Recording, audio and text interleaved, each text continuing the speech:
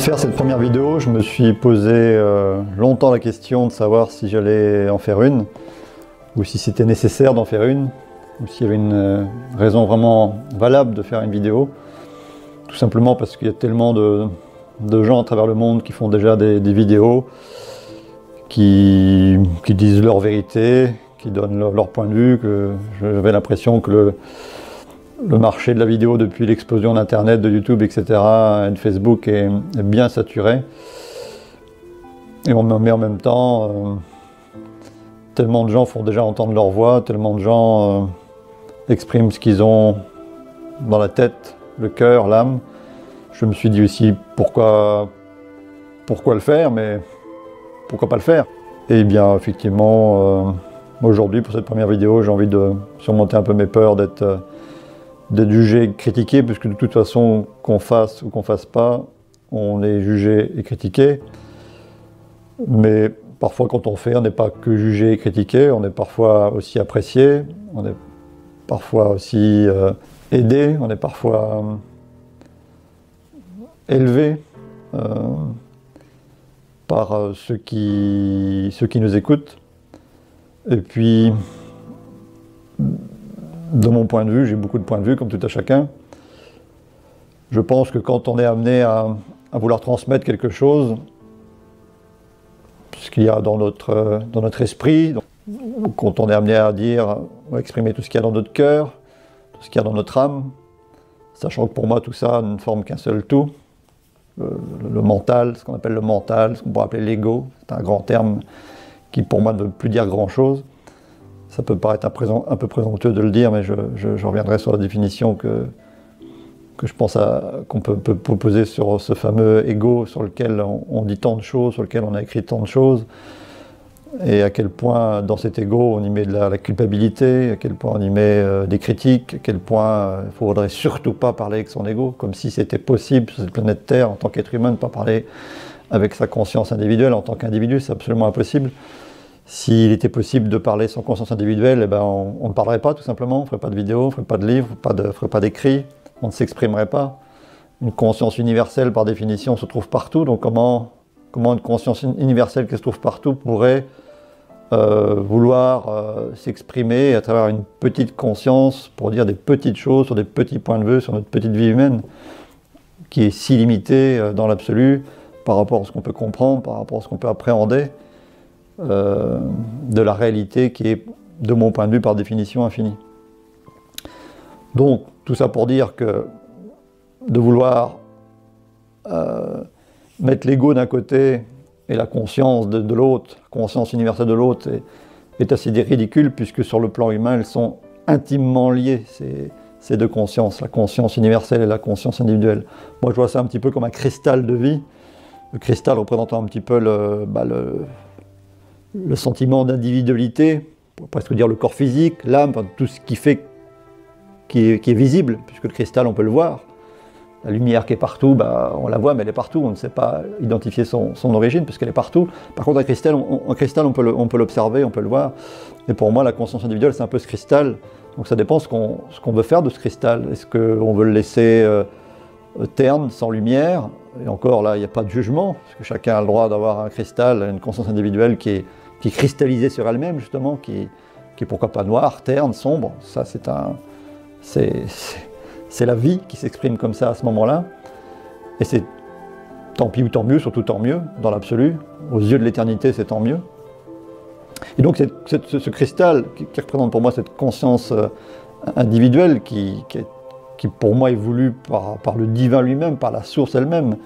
ce cristal a la possibilité, au cours de la vie, au cours de cette vie sans fin, au cours de cette vie éternelle, au cours de ces multiples réincarnations,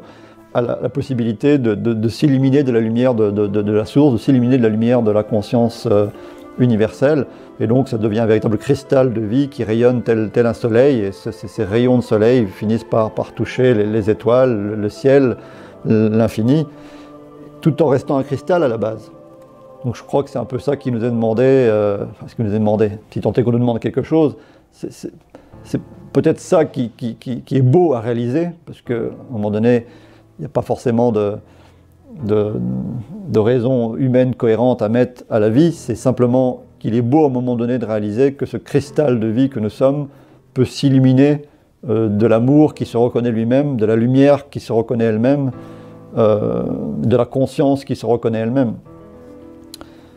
Bon, voilà, un petit peu en quelques mots ma définition subjective et objective et individuelle et universelle de ce que j'appelle notre conscience individuelle baignée dans cette conscience universelle. Donc mettre de côté l'ego d'un côté et la conscience universelle de l'autre est proprement, de mon point de vue, ridicule, puisque la conscience individuelle est fusionnée à la conscience universelle. Pourquoi vouloir dissocier les ingrédients plutôt que de les épouser, plutôt que de les embrasser, plutôt que de les accueillir pour effectivement s'exprimer en tant que conscience individuelle, conscient autant qu'elle le peut de son universalité, dans le cadre de ce monde relatif qui a pour but de tenter de goûter et d'incarner cette unité qui, quelque part, ne nous a jamais quittés. Donc tout ça est plein de paradoxes, tout ça est plein d'apparents opposés qu'il me plaît de réunir, qu'il me plaît de fusionner pour essayer d'amener quoi en fait? C'est ça le but. On peut se demander qu'est-ce que ça amène de vouloir faire tout ça. Ben c'est d'amener une paix plus profonde, c'est de toucher ce que tout le monde cherche, c'est de toucher un sentiment de plénitude, un sentiment de bonheur, un sentiment de complétude, de paisibilité, d'être-té profonde. Et dans cet accueil et cette acceptation de tout ce qui est, entre guillemets, de ce que l'on est en tout cas, dans nos parts apparemment ténébreuses et dans notre part de lumière individuelle et universelle, et ben c'est de lier tout ça, c'est de relier tout ça pour vivre avec un grand V, pour ressentir avec un grand R et pour aimer avec un grand A, ce que l'on est avec un grand E. J'aime bien les majuscules pour ceux qui connaissent mes écrits. Donc voilà ce préambule pour dire que ce qui s'exprime à travers moi là maintenant, c'est pas que ce qu'on pourrait appeler l'ego, comme certains le disent de manière tellement péjorative. C'est cet ensemble de consciences qui fusionnent entre elles, ce cristal de vie qui rayonne plus ou moins en fonction de notre état d'être, des humeurs qui nous traversent, de la conscience que l'on a de la lumière qui nous traverse, de la conscience que l'on a de l'amour qui nous traverse, de la conscience que l'on a de l'amour que l'on est déjà. Mais ça peut demander, contrairement à ce que disent beaucoup de mon point de vue, ça peut demander des vies entières, même si dans l'absolu, on sait en théorie dans l'absolu que le temps n'existe pas. Pour nous, le temps il est relatif. Pour nous, le temps on se le tape. Pour nous, le temps on vieillit. Pour nous, le temps on voit les choses se flétrir, on voit les choses mourir, on voit les choses vieillir, on voit les choses se faner. Donc le temps est bien concret, le temps est bien observable. Après on parlera une autre fois de ce que serait de mon point de vue, mon humble point de vue, la réalité ou pas, l'illusion ou pas. Il y a tellement de débats là aussi qui sont intéressants mais qui sont parfois stériles dans la mesure où chacun finit par essayer d'avoir raison dans son cristal cristallisé plutôt que d'essayer de prendre de la hauteur et du recul et de voir qu'on dit parfois un peu tous la même chose avec des mots différents. Ou parfois non, on dit des choses opposées avec des mots différents aussi, et c'est pas grave, c'est la vie. Et peu importe qui a raison, qui a tort, l'important c'est ce que l'on est, c'est ce que l'on ressent, c'est la façon dont on arrive à se déployer dans la vie, ou pas, puisqu'il n'y a rien à poser, il n'y a pas de directive divine sur ce qu'il faudrait faire ou pas faire, ce qu'il faudrait être ou pas être. Et ça c'est une bonne nouvelle, cette liberté d'être, cette liberté d'exprimer tout ce que l'on est, peu importe ce que l'on peut penser de la vie, des jugements qu'on peut lui porter.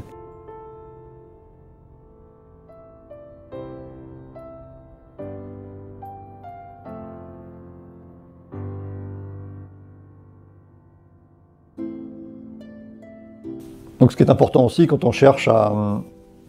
transmettre ce qu'il y a dans notre cœur, dans notre conscience,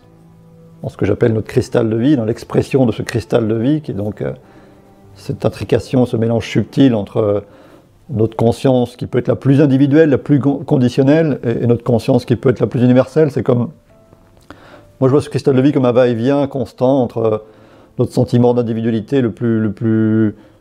petit, le plus individuel, le plus égotique, certains pourraient dire, mais je n'aime pas beaucoup ce mot-là, qui est tellement péjoratif, sur lequel on met tellement d'accusations et de culpabilité. Mais je vois vraiment ce que l'on est sur cette planète comme un va-et-vient, comme une respiration entre notre conscience la plus individuelle et notre conscience la plus universelle, puisque chacun d'entre nous, dans nos vies, on a eu des moments d'émerveillement. Et de mon point de vue, tous les moments d'émerveillement sont une connexion directe à cette conscience universelle. Tous les moments où on observe, où on admire un coucher de soleil ou un lever de soleil, l'océan, les arbres, les oiseaux, le paysage, sa femme, son mari, ses enfants, ce que vous voulez, la montagne, tout ce qui est admirable et merveilleux dans la vie. Dans ces moments d'émerveillement,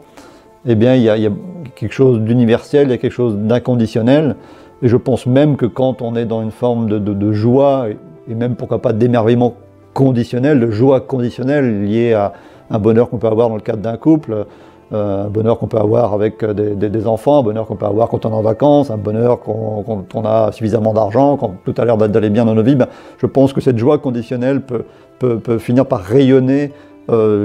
aussi jusqu'aux étoiles pour devenir une joie inconditionnelle. D'ailleurs, il y a une manière simple de s'apercevoir que ces joies conditionnelles peuvent se porter jusqu'aux étoiles, c'est simplement de se poser calmement, de respirer dans son cœur et d'essayer de penser aux meilleurs moments de sa vie, aux plus beaux moments de sa vie, les moments les plus conditionnels si on souhaite, et vraiment d'essayer de respirer dedans, de s'en rappeler, de se remettre dans l'émotion de la plus grande joie conditionnelle qu'on ait pu avoir. Et quand on se remet à fond dans cette joie conditionnelle qu'on a pu avoir, eh bien, qu'est-ce qui se passe? On retouche à cette joie. En retouchant à cette joie, qu'est-ce qu'on peut en dire? Eh bien, on est dans une forme d'inconditionnalité, puisque la condition de cette joie n'est plus présente. Elle est dans ce qu'on appelle le passé. Donc si on arrive de nouveau à ressentir cette joie qui était basée sur une condition dans le passé et qui n'est plus présente dans notre présent, ça prouve bien qu'on commence à toucher cette inconditionnalité. Donc cette inconditionnalité dans la joie, il faut pouvoir aussi s'en baigner, non pas parce que c'est pas bon d'être dans la joie conditionnelle, mais pour pouvoir aussi toucher à autre chose, à quelque chose parfois encore plus fort, de plus intense, et qui nous porte vraiment vers le haut, vers ce que j'appelle les étoiles, l'univers, l'infini, et de se délecter de cette partie de joie inconditionnelle et d'amour inconditionnel qu'on peut puiser à travers le souvenir des meilleurs moments de notre vie, pour comprendre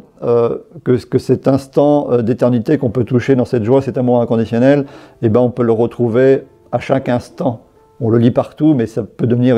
un vrai vécu, une vraie expérience, une vraie vérité, quand on tente de poser l'intention. Il ne s'agit pas de faire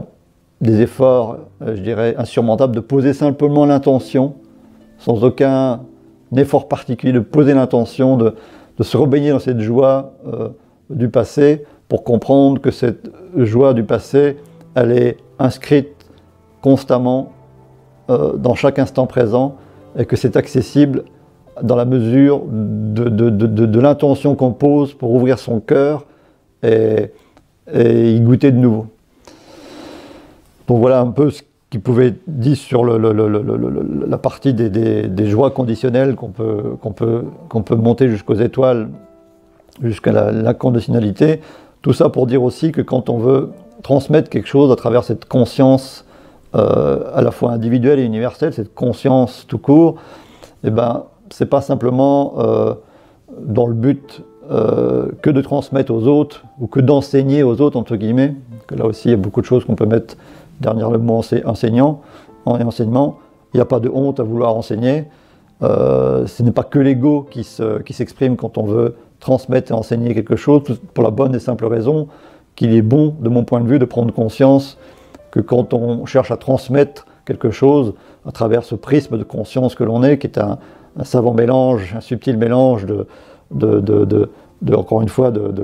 d'ingrédients qui sont faits du mental, du cœur, de l'esprit, de l'âme et de tout ce qui fait ce que l'on est, quand on veut transmettre ce que l'on est, sans vouloir faire des tiroirs entre l'ego, la conscience, l'esprit, le mental, etc., etc.